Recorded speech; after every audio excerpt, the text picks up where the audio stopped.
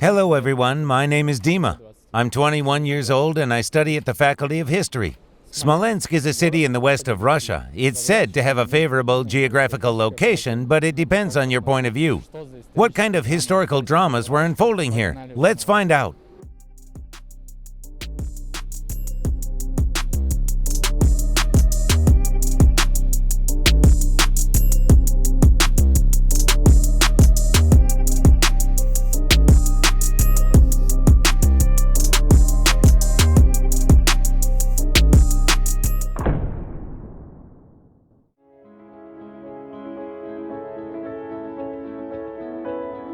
At the beginning of this trip, I didn't know what I should expect from it.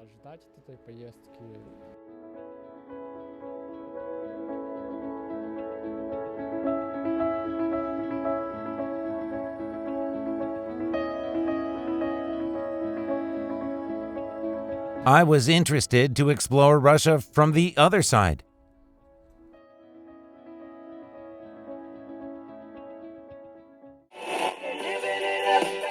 Hello, my name is Dmitry. Hello.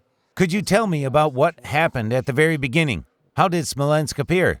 Smolensk is deservedly considered one of the oldest cities of Russia. Smolensk is so ancient that we don't even know the exact date of the city's foundation, when it appeared, and who was the prince at that time. All of this has been lost for centuries. Scientists only know the first chronicle mention of Smolensk. It dates back to the middle of the 9th century.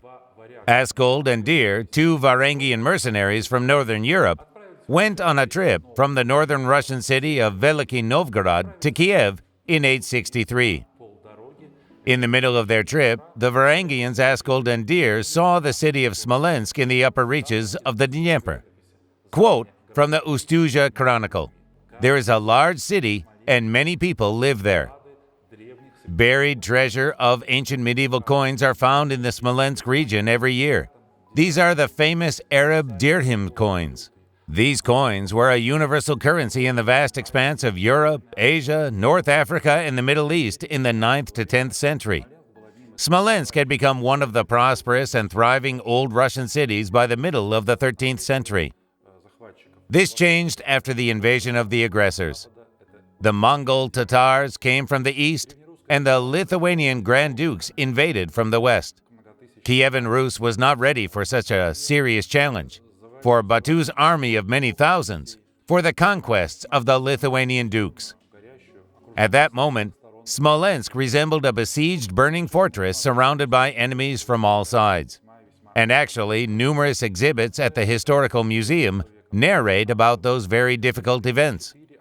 Vytautas organized 4 great long campaigns in the late 14th and early 15th centuries. Smolensk fought back desperately. The city people battled on the wooden walls of our fortress. At that time, they had still been made of wood and clay. They participated in field battles, but the weakened Russia and the weak Smolensk region could not resist this Lithuanian invasion. Smolensk was part of the Grand Duchy of Lithuania for a long 100 years, from 1404 to 1514. It was time to unite the Russian territories at the end of the 15th and the beginning of the 16th century. Ruriks in Moscow, Ivan III, and Vasily III began the difficult process of uniting the Russian territories. Of course, the Grand Duchy of Lithuania resisted this merge.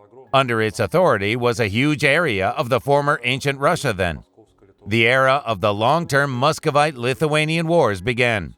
Vasily III, the Grand Prince of Moscow, liberated Smolensk in 1514 after 3 very difficult campaigns of the beginning of the 16th century. Ruriks in Moscow gained influence on the city, which was ruled by their relatives Ruriks in Smolensk. After the liberation of the city, the Moscow government came to the conclusion that the city needed to be strengthened. The union of the Western neighbors, the Grand Duchy of Lithuania and the Kingdom of Poland became closer and closer. There was a danger that they would try to return Smolensk, so to speak. They would be back for a rematch. The Tsar's decree on the construction of a new stone fortress wall was signed by Fyodor Ivanovich in December 1595. The decree was very pompous and grand. It is said about the construction of Russian land stone necklace.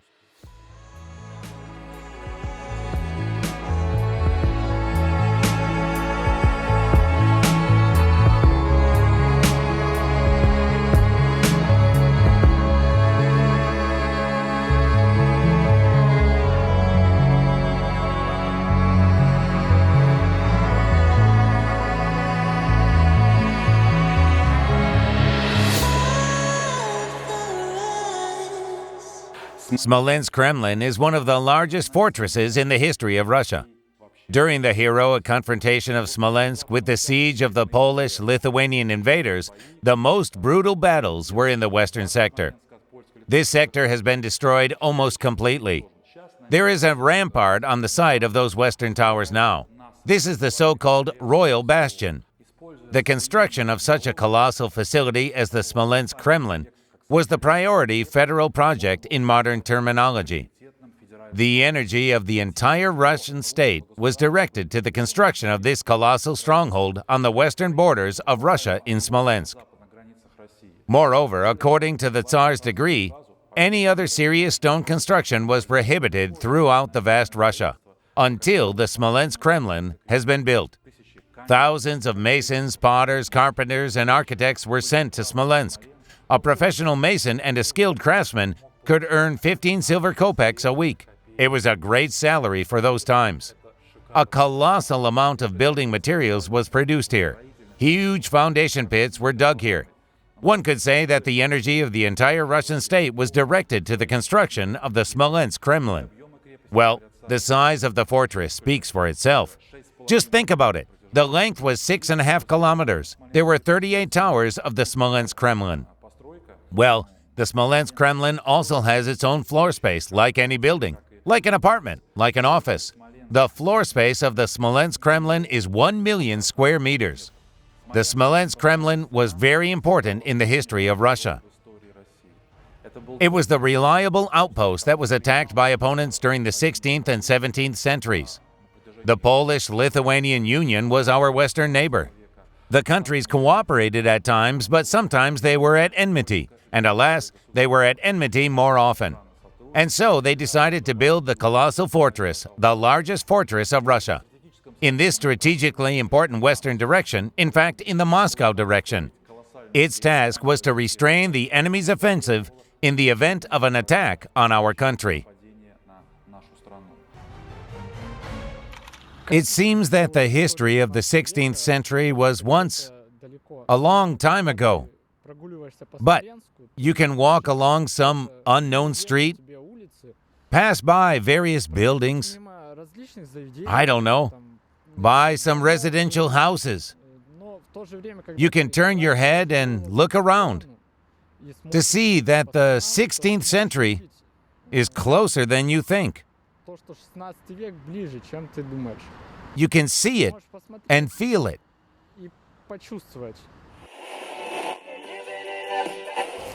We passed the tower Veselucha, which literally translates as cheerful. But despite its name, there is a dark story connected with it. To be more precise, it's not a story, it's a legend. In pre-Christian times, there was a pagan temple on this site. They made many sacrifices here, probably even human ones. The tower at this place was destroyed several times when the fortress wall was built. Engineers could not solve this problem. One of the local oracles predicted that the tower would not collapse only if a sacrifice was made. A young and cheerful girl lived not far from this tower. She was cheerful not because of her dissolute lifestyle, but because she went to get water and sang funny songs every morning. They decided to put this girl into the base of this tower. They have done it, have made a sacrifice. This tower is called Veselucha because of this story, because of this legend. I'm from the first half of the 17th century. I'm wearing European mercenary uniform of the first half of the 17th century. Such mercenaries were in all the armies of that time, including the Polish and Russian armies. The Smolensk Kremlin received its first baptism of fire in 1609.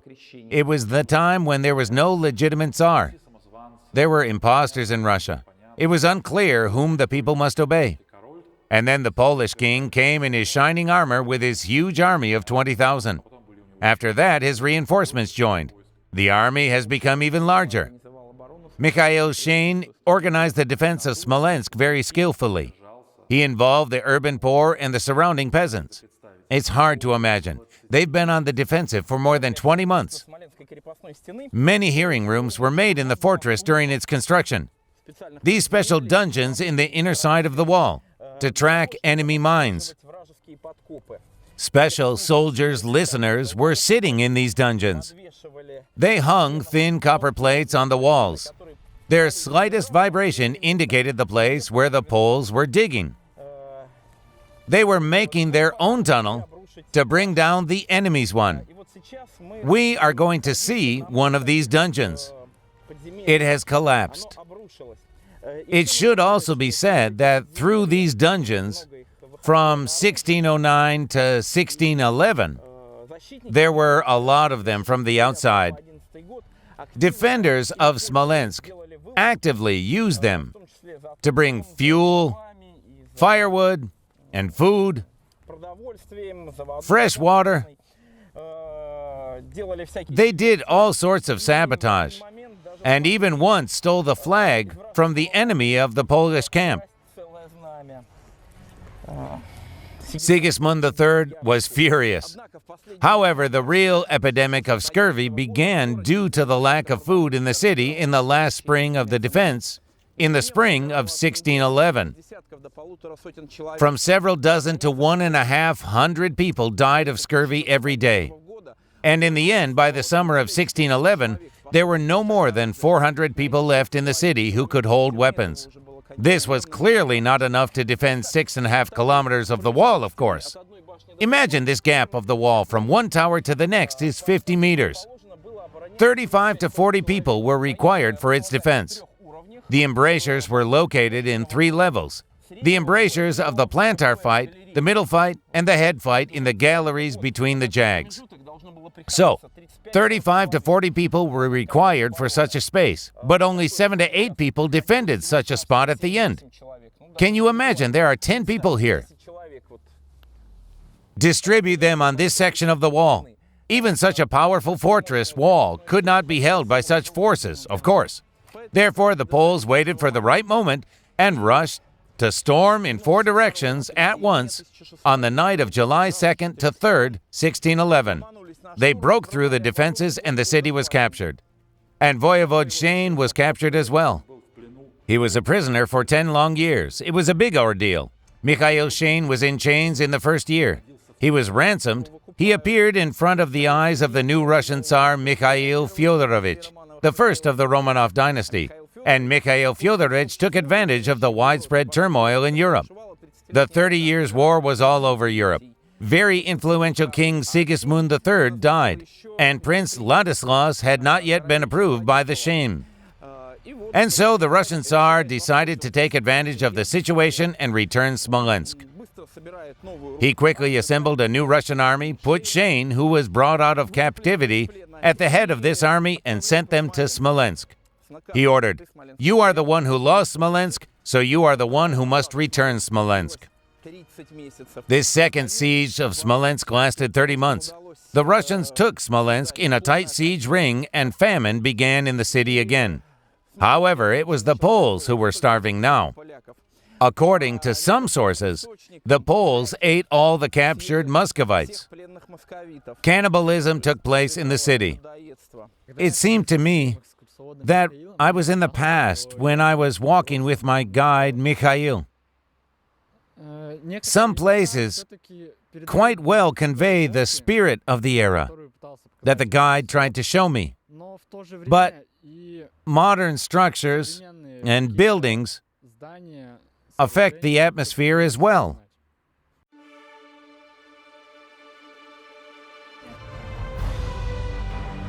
How do you like the weather? It's right for a picnic.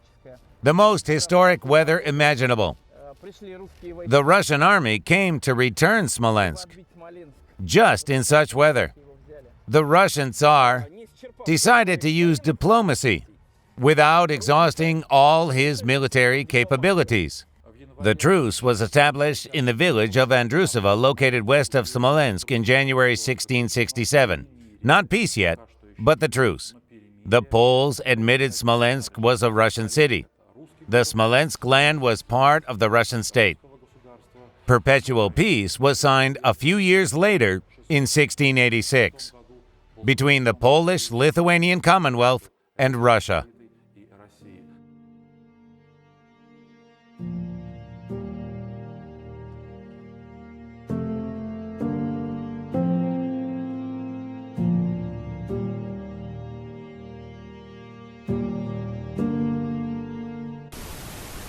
Что-то мы засиделись, братцы, не пора ли нам разгуляться? Русь молодая, силы немерено, дайте коня мне да добрый меч. Братью пойдем да погоним врага, Русь молодая, сердцу дорога. Hello. Good afternoon. My name is Dmitry. My name is Mikhail. Could you tell me where we are now and why I can listen to Belarusian radio stations here? We are in the village of Andrusovo, in the Monastyrshinsky district of the Smolensk Oblast now. But in fact, it is very close to the border with Belarus, a couple of dozen kilometers only. This historical territory has changed hands many times. The legendary Truce of Andrusovo was signed at this very place on January 30, 1667. According to this truce, Smolensk finally returned to Russia after a long series of Polish wars that shook this territory in the first half of the 17th century. Could you tell me why the truce was signed in this very place? The headquarters and the diplomatic part of both armies were not far from each other. The Russian part was in the village of Miktovichi, and the Polish part was in the village of Kadina. They decided to gather their diplomats to discuss the political issues on neutral territory, let's say, in a field between two villages. The talent of outstanding diplomat Afanasy Ordin Nashokin was very clearly demonstrated here. He signed this agreement as the Russian representative. He was an amazing man. He tried to create the Russian fleet even before Peter the Great. However, he did not quite succeed. In fact, it was he who invented the Russian post. It can be said that this region is not very densely populated and perhaps not the most developed in the Smolensk Oblast today. But it has an interesting concentration of historical geostrategic events that took place here. The fate of both Russia and some other rather extensive regions was decided on the territory of the present Monastyrshinsky district of the Smolensk Oblast.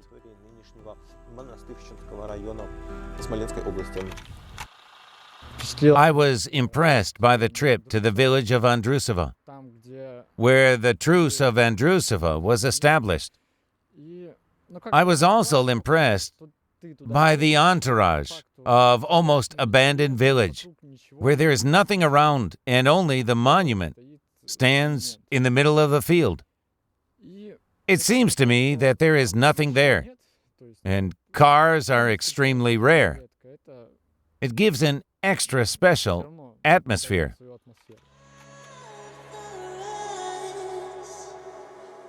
Smolensk is a lifelike history for me, sometimes even too lifelike.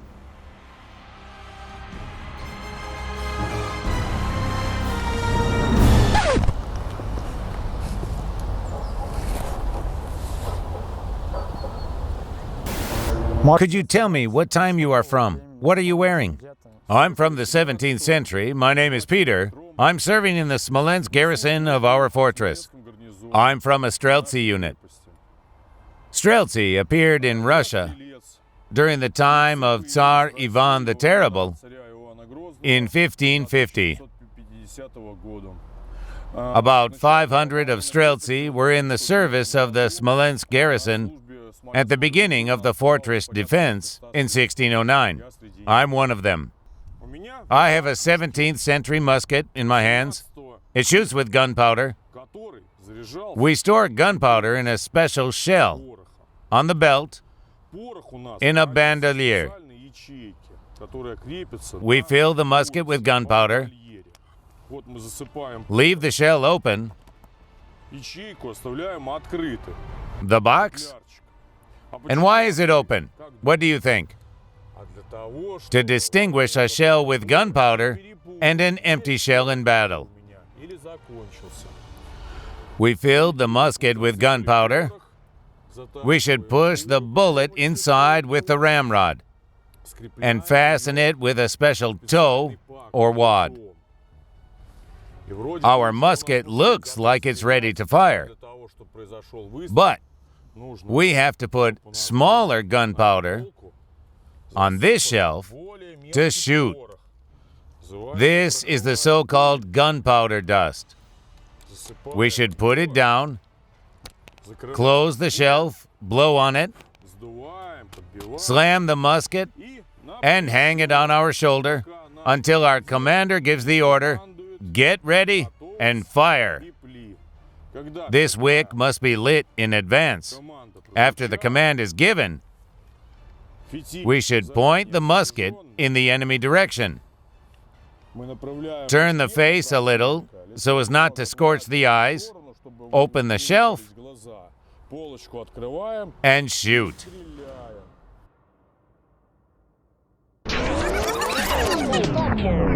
If the enemy has not yet retreated and the gunpowder has already run out, then I have such a saber for a melee battle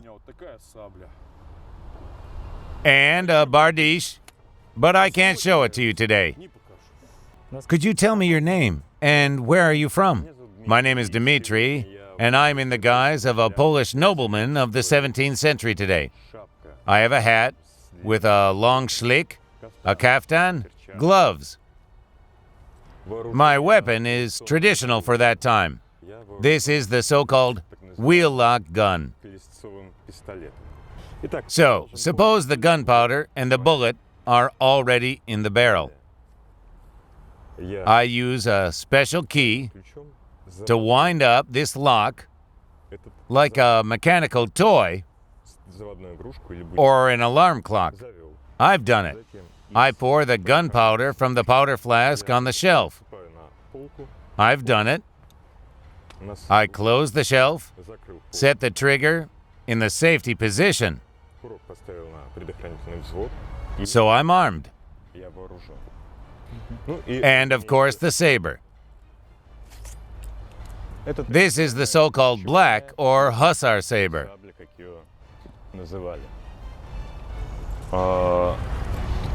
The saber for the nobleman was the most faithful friend. The Polish nobility were mainly engaged in military affairs? Yes, because any other activity, such as trading or something else, was a dishonor for them.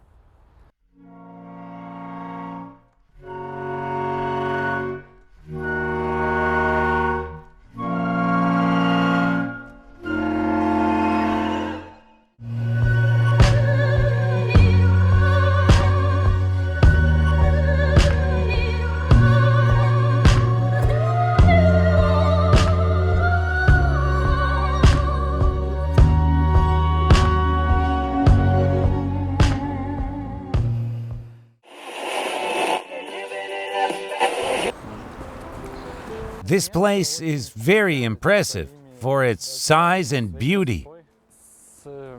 Everything is done with great attention to detail and some kind of veneration here.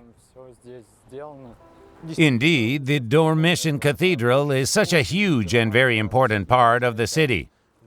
This is one of the oldest points in Smolensk. Previously, it was believed that Smolensk began on the Cathedral Hill, because the Smolensk Principality was formed here.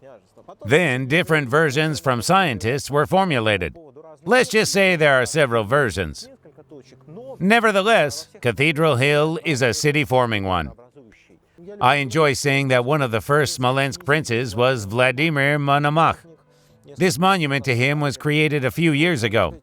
But legally, this is not quite true, because the Rostislavovich princes were the first Smolensk dynasty, and they were, in fact, the grandchildren of Monomach. He ruled for some time before that was. He was a kind of federal czar. He was very famous, so it's nice to start with a story about him. Moreover, he did two very important things for Smolensk. He built the first Dormition Cathedral on the hill in 1101. That cathedral preceded the current one, and he presented the cathedral with his family icon of the Theotokos of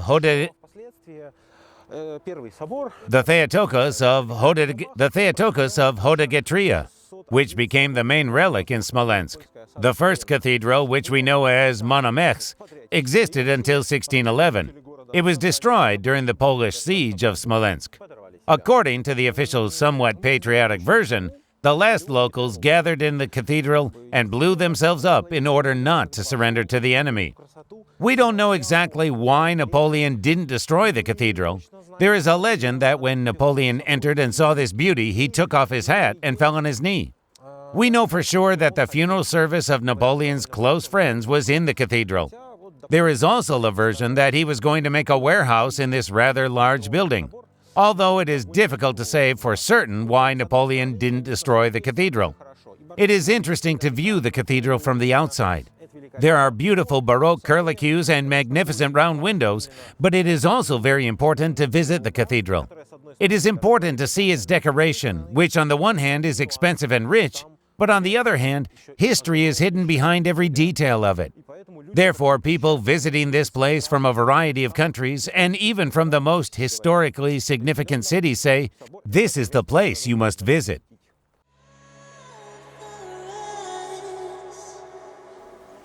If we'll start talking about the Dormition Cathedral in the aspect of the Smolensk history, we will soon discover that it is a huge mirror of the city history. Many events have been reflected in it for several centuries of its existence. The first thing we pay attention to when we enter is the richness of this carved decoration. We can say that it is more noticeable than painting. This is not typical for Orthodox churches, usually, but it is quite typical for Catholic ones. This can be simply explained.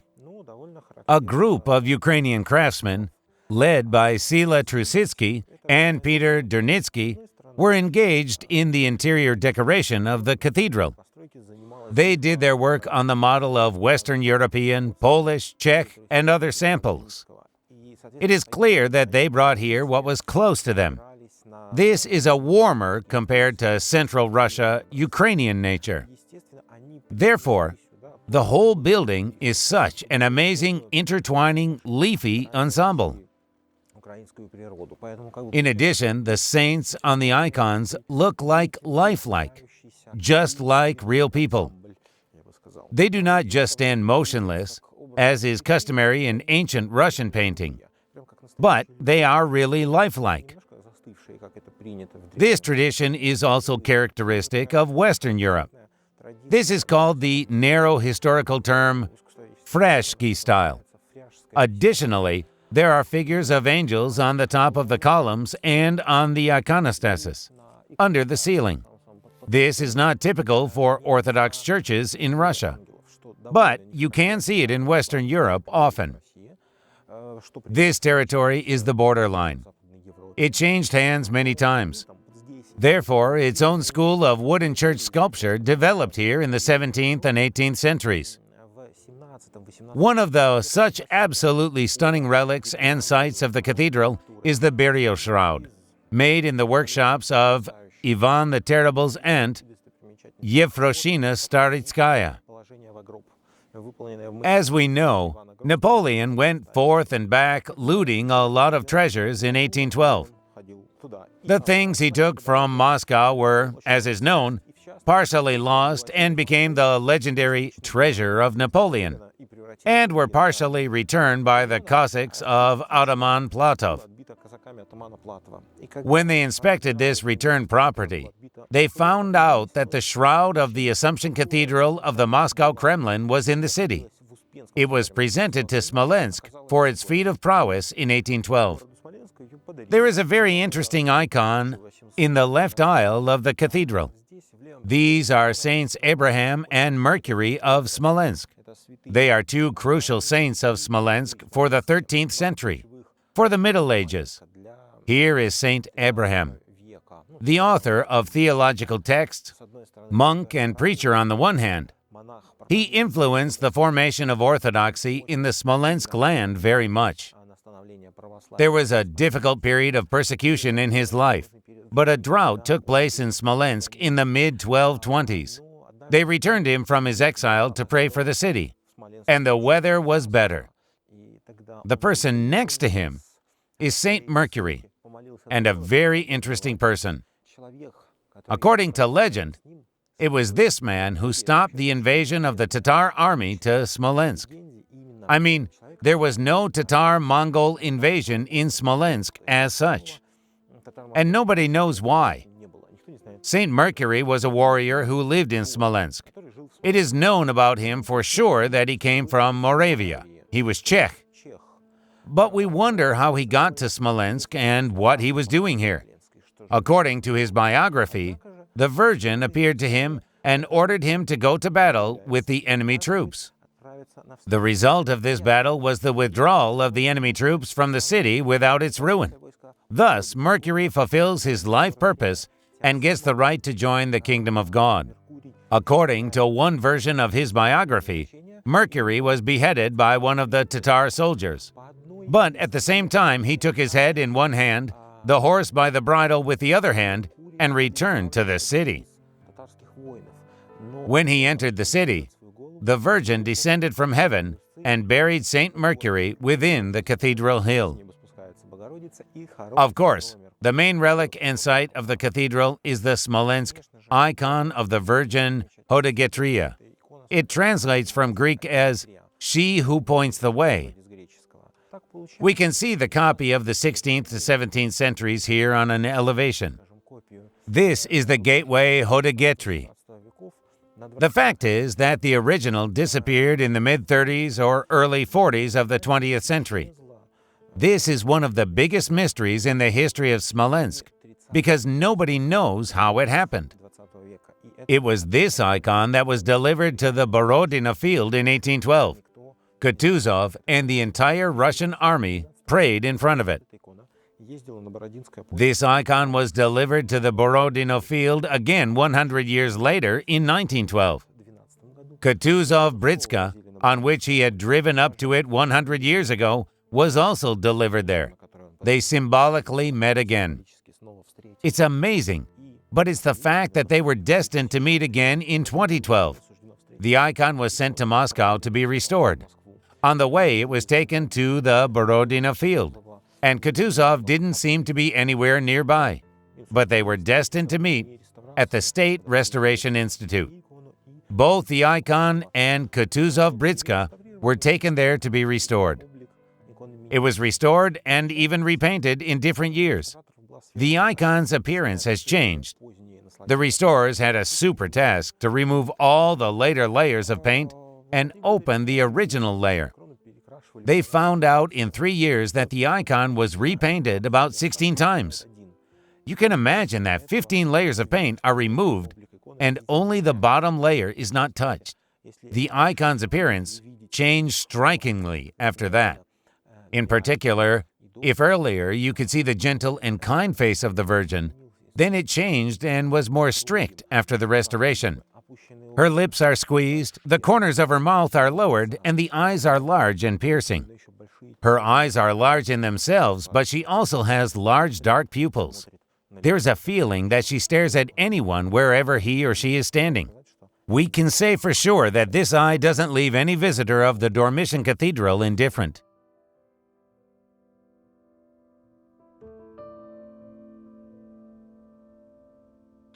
The cathedral is beautiful from the outside. It's majestic and big, but I didn't like it so much inside. It seems to me that this is a matter of taste. It's too gaudy, too pretentious. I don't know. Everything is decorated with gold, well, or wood made to look like gold. It seems to me that the story of Mercury took place only in legends. Think about it. The 1,000-strong army sends only one platoon to capture a big city, and only one person comes to its defense? Well, he was with his platoon, it seems. But he came back with his severed head afterwards. The Virgin takes him. Well, it sounds somehow implausible. It seems to me that the city needed its defender, its patron, the one who... They needed a symbol of this protector and a patron. Friends, I would recommend coming to Smolensk to see what's here. There is something you must see here. Russia and Poland are connected not only by wars. There was an unusual social institution in the history of the Smolensk land and in the history of Russia. Such a small stratum of Russian nobility, or such a small part of the Russian landlord world, was the Smolensk gentry. How did it appear? Well, war matters here again. The Poles captured Smolensk as a result of the Russian-Polish War that took place during the time of troubles in 1609 to 1618. They captured the western part of Smolensk land. The cities of Smolensk, Dorogobuzh, Roslavl became part of the Polish-Lithuanian Commonwealth. And then the Polish nobility, the Polish gentry, began to actively move to those occupied territories. They said that the occupied territories needed to be developed. The western part of the Smolensk land was part of the Polish-Lithuanian Commonwealth for 43 years, from 1611 to 1654. In particular, the Glinka noble family moved to the Smolensk land. Glinka is a very famous Polish surname. Alexei Mikhailovich returned Smolensk in 1654. The Glinka family lived in the territory north of Roslavl, which became part of the Russian state. Like many of the same Smolensk gentry, about half of the Poles returned with the Polish troops and the Polish administration back to the west in Poland, and half of them stayed here. These people played quite an important role in the history of Russia, and in the history of the Smolensk land in particular. These are such noble families as the von Lyarsky, Drutsky-Sokolinsky, Przhevalsky, Glinka, Potemkin. Some of these surnames are very well known to us. We can remember Grigory Alexandrovich Potemkin, the outstanding statesman of the second half of the 18th century. He was a typical representative of the Smolensk gentry. Glinka had a typically Polish surname and became one of the brightest figures of Russian culture. In fact, he was the founder of Russian classical music. Glinka's role was recognized.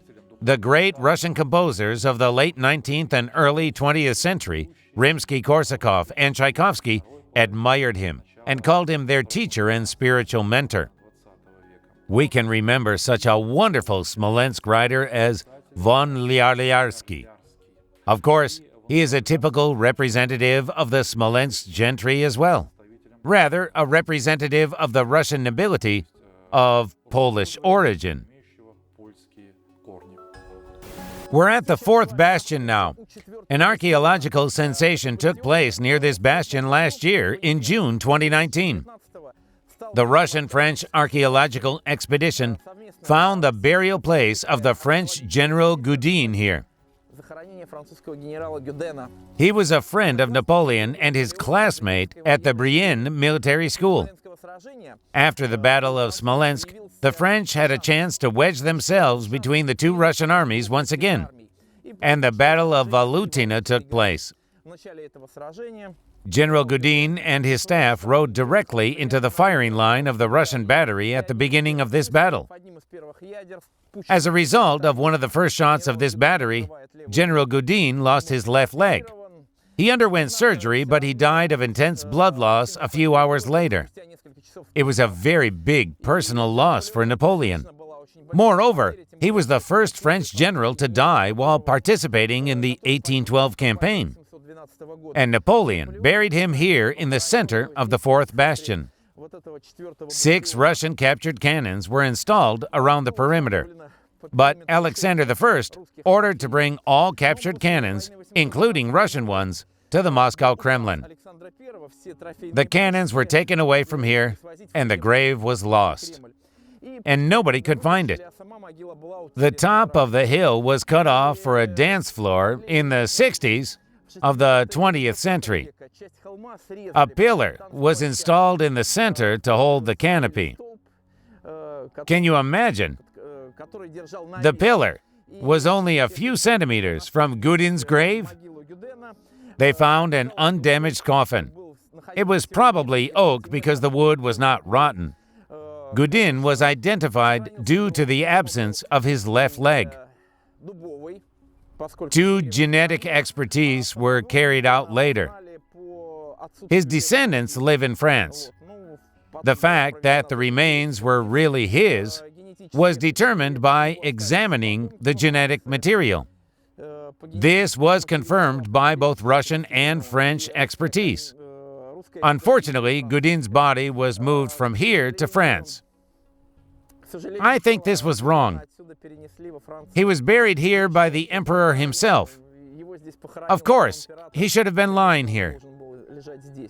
Local activists said that it was not appropriate for the grave of some invader to be here. Although, in my opinion, it was wrong. Any object that attracts tourists increases the income of the whole city. Well, it doesn't matter. Did you know that the monument to the dead of the Great Army was installed on the Borodino Field in 1912? It turns out that it honors the invaders on our land. However, its significance is that our 2 great nations are not going to confront in such a wild and barbaric way in the future.